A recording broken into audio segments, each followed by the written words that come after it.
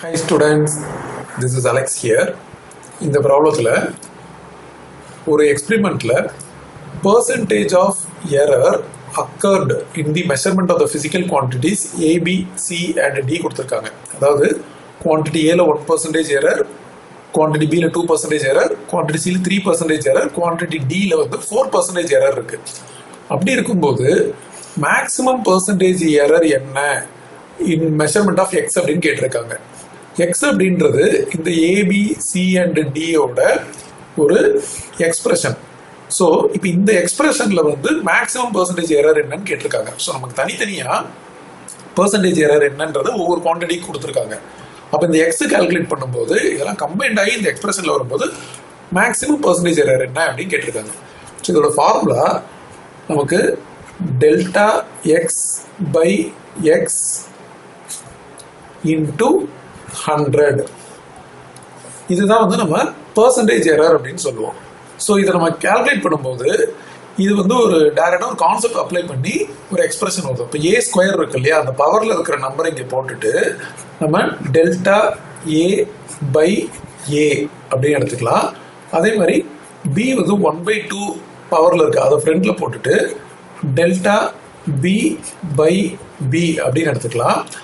Plus சியோட power அதை 1/3 delta C by C அப்படின்னும், அடுத்தது டியோட power 3 into delta D by D அப்படின்னு போட்டுட்டு நம்ம எல்லாத்துக்கும் தனித்தனியாக 100 போடாமல் மொத்தமாக இன்ட்டு 100 அப்படின்னு நம்ம எடுத்துக்கலாம்.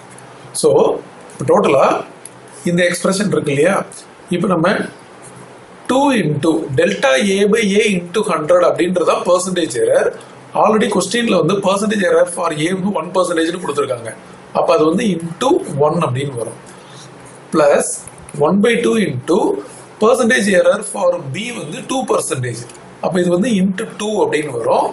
இது 1/3 பர்சன்டேஜ் எரர் ஃபார் சி வந்து 3 and percentage error for D வந்து 4. அதாவது அவங்க கொடுத்துருக்க இந்த பர்சன்டேஜ் எரர் இருக்கு இல்லையா, அதாவது delta A by A into 100 தான் 1% அவங்க கொடுத்துருக்காங்க. ஸோ டைரக்டாக தான் வேல்யூ போட்டோம், ஏன்னா இங்கே இன்டூ 100 நம்ம காமனாக வச்சிருக்கோம். இப்போ இதை ஃபுல்லாக சிம்பிளை பண்ணாவே நமக்கு டோட்டலாக இது என்ன பர்சன்டேஜ் அப்படின்றது நமக்கு கிடைச்சிடும். ஸோ அதுதான் maximum percentage error for X.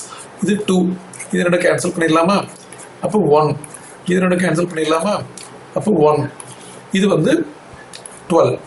டோட்டலாக இது வந்து 2 + 1 + 1 + 12 அப்படின்னா 16 வருது. ஸோ 16% கொடுத்துருக்க ஆப்ஷன்ல 16 அப்படின்றது ஆப்ஷன் சி.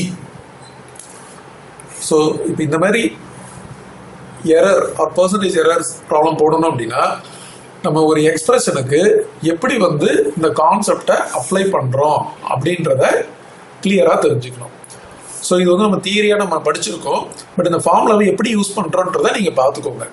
அதாவது ஒரு எக்ஸ்பிரஷனாக இருக்கும்போது அந்த பவர் வந்து ஃப்ரண்ட்ல வந்துடும் அண்ட் அந்த வேரியபிளோட change in that variable by original value அதே மாதிரி நம்ம எல்லாத்துக்குமே போட்டிருக்கோம்.